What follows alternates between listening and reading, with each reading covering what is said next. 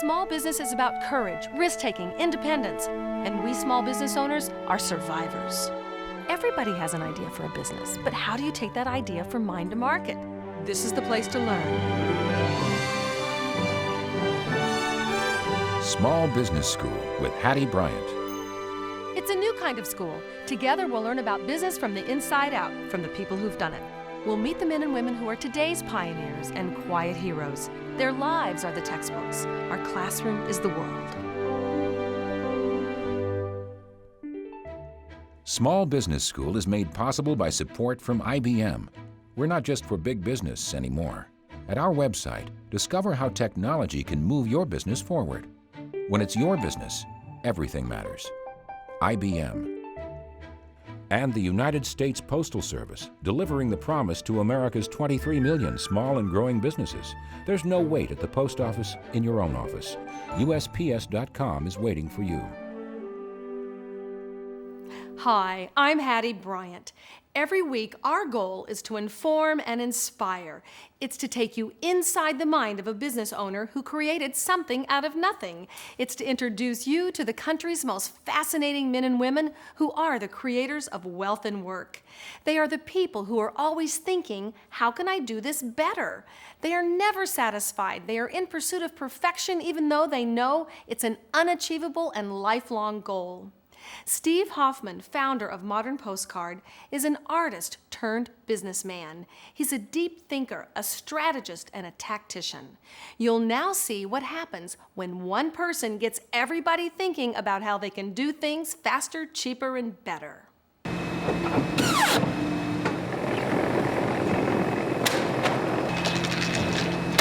Fortunately, we started with technology first.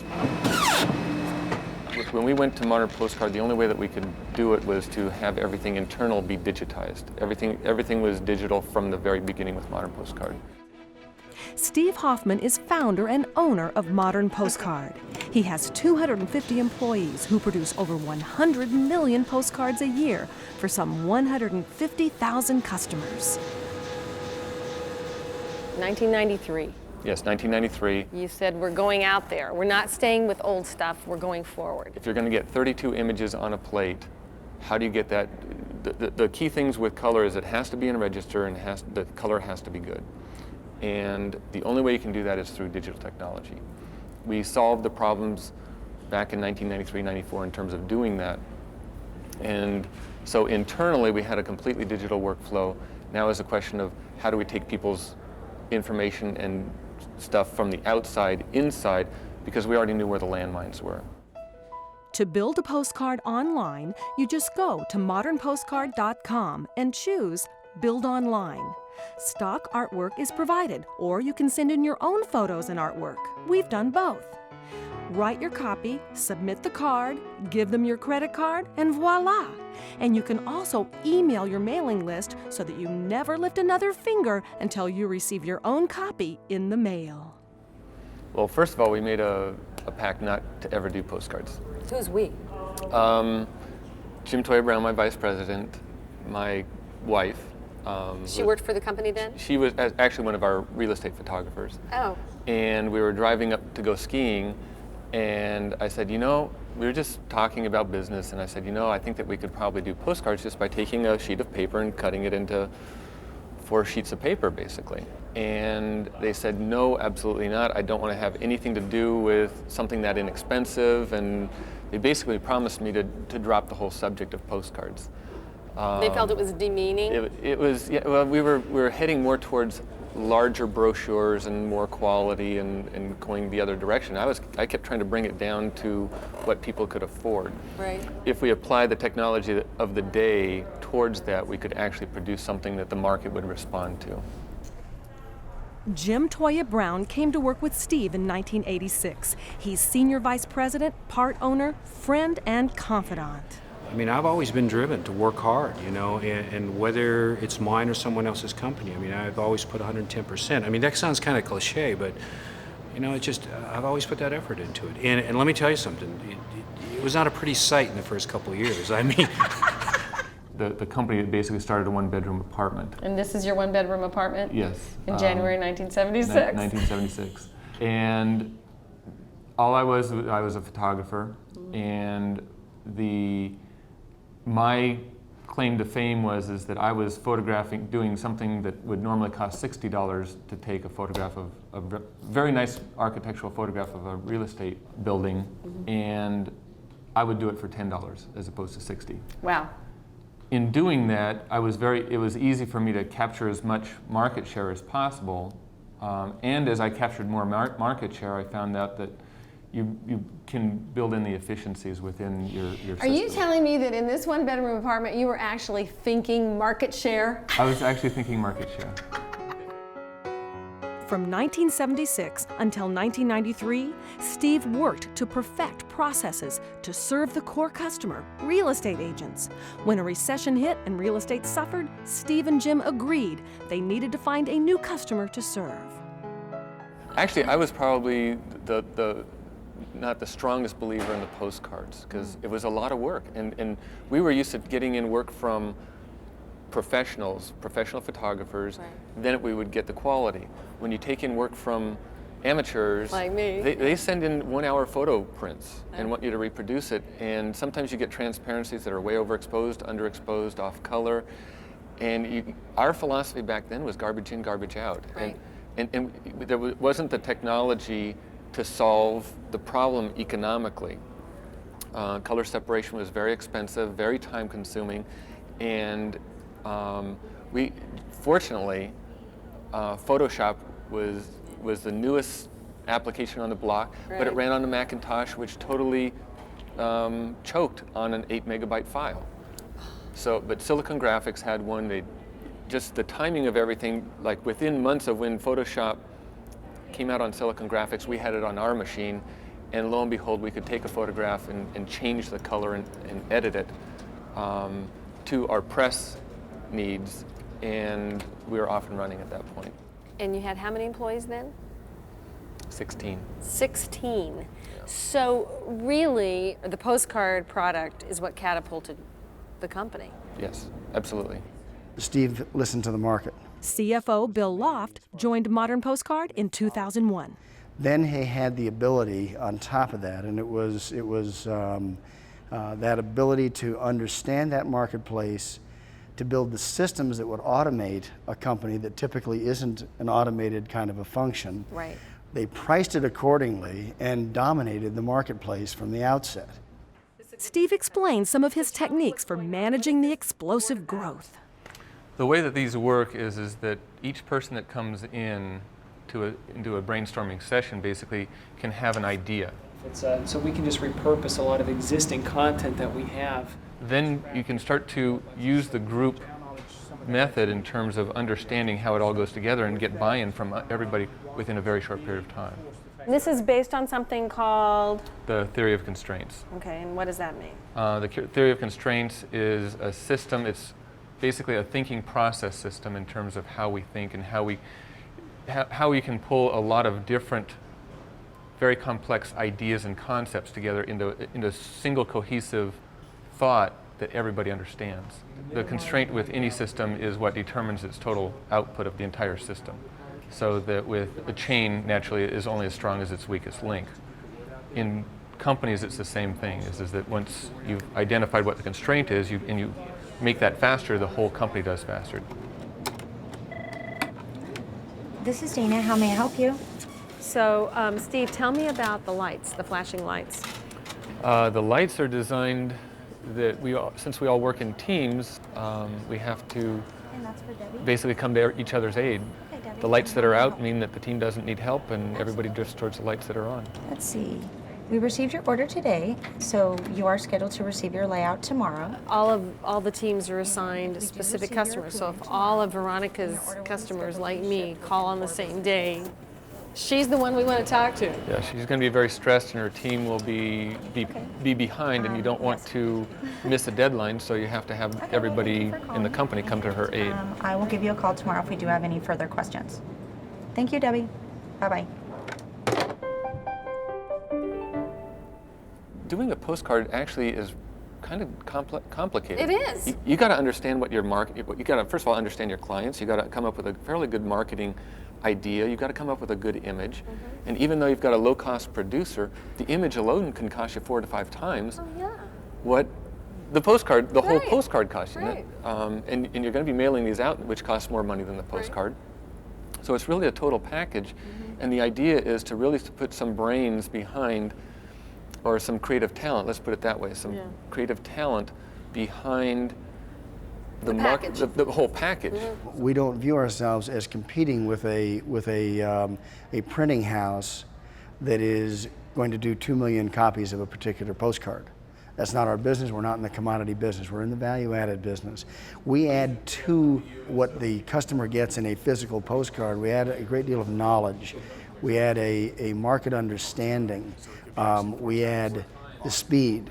We're continually pressing the limits, and again, it's because it's a system-driven house. Like, some people are driven by money. That's not what drives me. What drives me is service. And when I look at what I do for my customers as well as my employees, is I'm constantly looking, okay, how can I raise the bar? And how can you serve more? Serve better, faster, less expensively, be able to pay out larger bonuses, or do whatever I can, but I'm not satisfied with the level of service that I'm currently at. I'm always looking to do better. Arnie Cohen is Mailing Services Manager. We decided to add mailing services because it saves time and money for our customers. First of all, if we're shipping the cards to them, they have to travel cross-country, and there's a significant expense associated with that. If they just leave it with us for us to mail it for them, it goes in the mail pretty much the same day that it would normally arrive to them when we ship it to them. So they're getting it in the mail a lot sooner, to their customers a lot sooner, and then of course the cost of shipping is eliminated, and we save them quite a bit of money overall. If a customer gets us a mailing list on the same day that they submit their order, if we can print it in one day, then we probably can mail it the second day. We keep trying to come up with new ways and new things that we can do for our customers, ways that we can do it faster, quicker, better, things that they haven't thought of on their own and that the traditional mail house isn't going to offer them. Our ability to think of this all under one roof and to come up with new ways to marry those technologies, both on the print and the mail side, is something that we've really emphasized and something that really keeps us on the cutting edge. 20,000 names an hour? Yes, we can inkjet 20,000 names an hour on a postcard. Steve's first company, the Iris Group, still takes beautiful pictures. The highest quality images to make lovely calendars featuring some of America's most fabulous homes, but it represents only about 5% of today's revenues.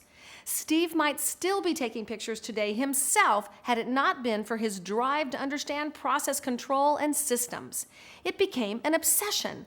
Constraint analysis. What's holding things up? Where's the weakest link? This first process that Steve tackled sounds simple. Take a picture, get it printed, and deliver it to realtors. But he examined every link in each process, even learned how to write computer programs to replicate some of these processes. As he hired and trained photographers to take pictures, he became even more focused on process excellence.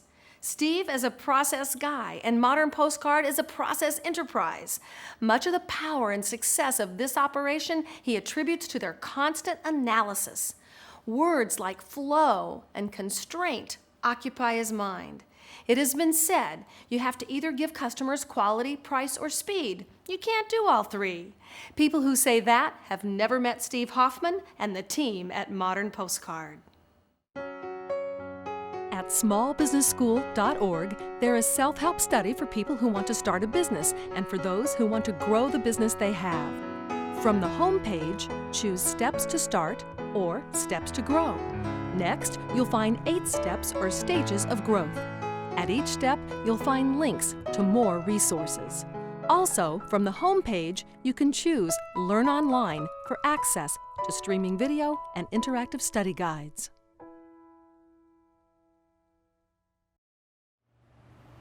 Suddenly, there was a loud crash. The little kitten had fallen right through the roof. Right. With thousands of happy customers and a great team of employees, Steve can take time now to enjoy his home, which sits on the Pacific Ocean.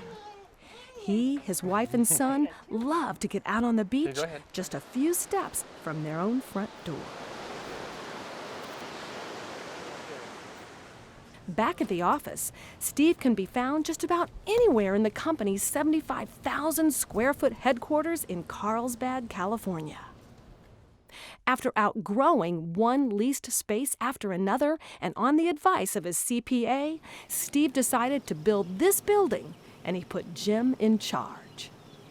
It was a great opportunity that I was able to come in here and to design this building using kind of my skill set, my creative background.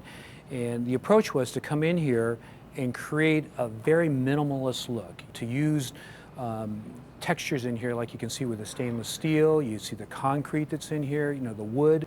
The exercise here was to create an environment that was very open. I mean, we have an awesome view here of the ocean, we have a small lake here, to be able to get that sunlight that comes in here, but yet still it has a design motif in it, and it's very simple and very minimal. As spectacular as the building is, the thing that I'm the most proud of it are the people that are in it, not the building itself. When people look at the building, it's a sign of success, but the building is 1/20th, 1/30th of the cost of the people that are housed by it. So we never looked at it as though we should be cheapening their environment, because they're going to be spending a third of their life in it. I mean, our business is very creative, and as you have, you know, kind of experienced it all throughout the day here. You know, people are dealing with images all day long, and these are creative people. They're young, they're psyched. I mean, they do a lot of different things, and this environment was built or designed so that it would stimulate them. This place doesn't just look good, it's a smart building. High-speed communication lines running through conduits in the concrete floors, no dropped wires down poles, just clean, sleek lines. The place, the people, and the product are all positioned for even more growth. What we've evolved to there is what I call the 37.5% model. And 37.5% of growth every year allows you to double your sales every 2 years. It's just a wonderful number. So Is that your goal? Is that and yours? that's our goal. That's our objective. It's a stretch goal. It's a very hard thing to do. We've split it up between core business, which we want to grow at 20%, and new concepts that we want to grow at 17.5%. You get it into bite-sized pieces. You get it to something that people can grasp. Well, because it's such an odd number and that sort of thing, everybody grasps it and keeps it. And so it's in everybody's head. Well, today is your lucky day. Sarah Rogers is Director of Human Resources, and her role is key to achieving Bill's goal of 37.5% growth per year. People are really passionate. You can even see it in the halls as we have people that come in to pick up their orders. You know, they get excited about what they see, and employees just literally in some cases running around. I mean, there's a lot of excitement and a lot of energy and a lot of passion around what it is that we're doing. And you see that, and a lot of the times that comes across in our videos that Michael puts together. And I've got to tell you, that's our secret sauce. We have worked on pretty much a zero budget. Michael Foster's title is Team Consultant, but he's also a filmmaker.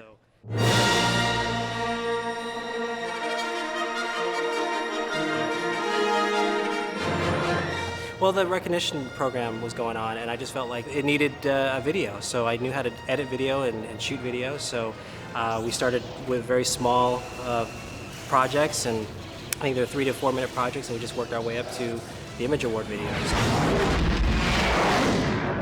Steve sported $100 to buy blue screen paint, and we actually did some blue screen effects in the third one. Very cool. Yeah. And you kind of do this in your spare time? Initially I had to. There just wasn't any time during the day to do it. It wasn't something that the company was saying, we want you to do this. I was the one that initiated the whole thing, so I only thought it was fair that I do it on my free time. So I would do it on the weekends.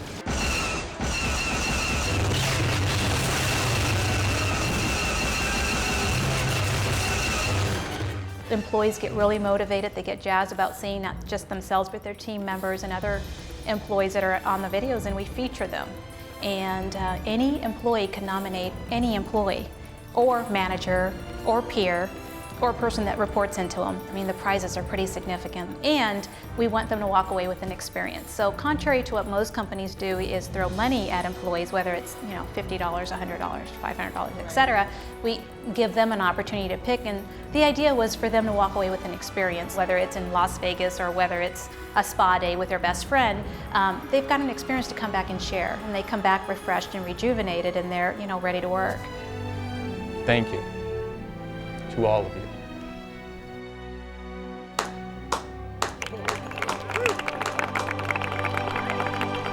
We want to make sure that we not only hire top talent, I want to make sure that we retain our employees as well. I'm having a blast.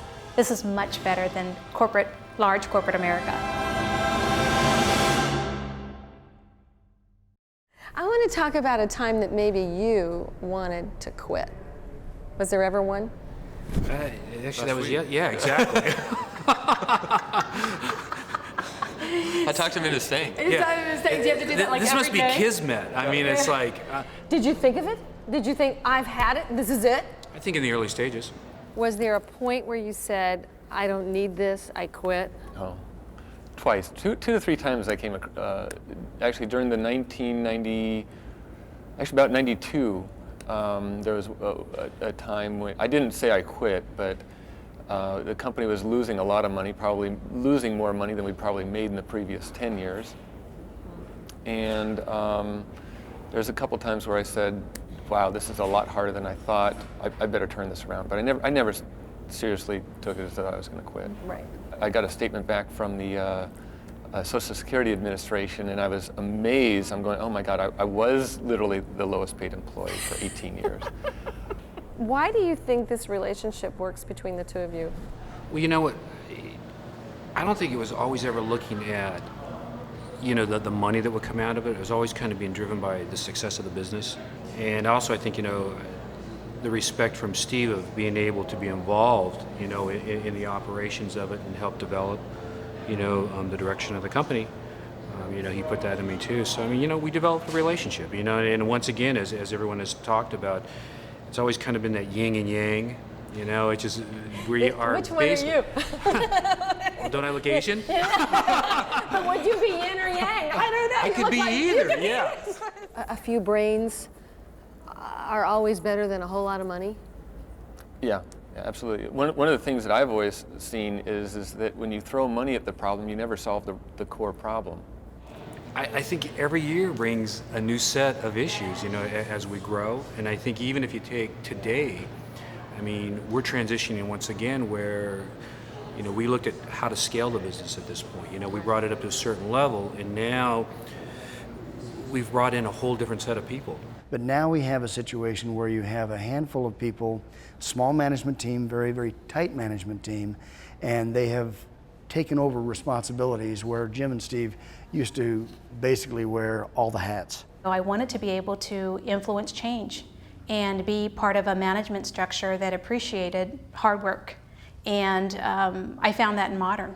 And it's a great company because Steve and Jim, the president and vice president of the company, encourage us to be innovative and creative.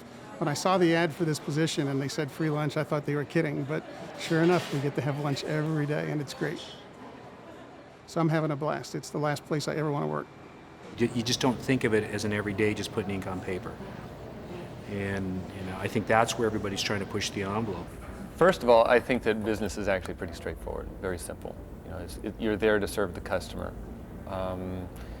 It's not about greed. It's not about the big car. Big car. It's not about complicated formulas. You're really there to serve the customer and really to put them before yourself. Once you can get into that mind frame or frame of mind, the rest of it falls into place. Who instilled this kind of desire to help others in you? I think my father was very humble. He was a small businessman, and one of the key things was I saw him do it. Right. I could see that he was in business for himself. He was successful. He said it's actually pretty simple, Steve. He says, do what you say you're going to do. He says, in business, people think that they can get by with, sort of padding the truth, so to speak, or they deliver it a little bit longer. He says, if you say you're going to deliver it on Monday, deliver it on Monday. Better yet, deliver it on Friday if you can. One of the key things that I heard, I think it was in a book a long time ago, is that everybody wants to get to heaven, but nobody wants to die to get there. That's one of the key things that I've always felt is that from day one with my business was I didn't care about the number of hours, I didn't care about the effort. I was there to build an organization, to grow it, and serve my customers and my employees. I love it. I love it.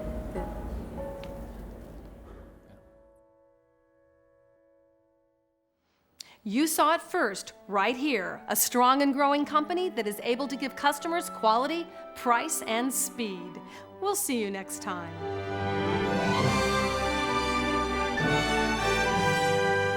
Small Business School is made possible by support from IBM. We're not just for big business anymore. At our website, discover how technology can move your business forward. When it's your business, everything matters. IBM. And the United States Postal Service, delivering the promise to America's 23 million small and growing businesses. There's no wait at the post office in your own office. USPS.com is waiting for you. If you want to learn more about starting, running, and growing a business, come to our website, smallbusinessschool.org. There's streaming video and interactive study guides. The only way we can compete with big business is to be faster, smarter, and better. We are the engine of the American economy. We create the jobs.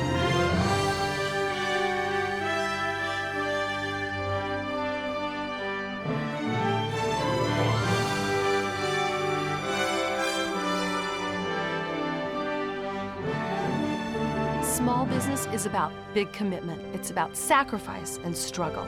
But we do it because we say, if I don't do this, my life won't be complete.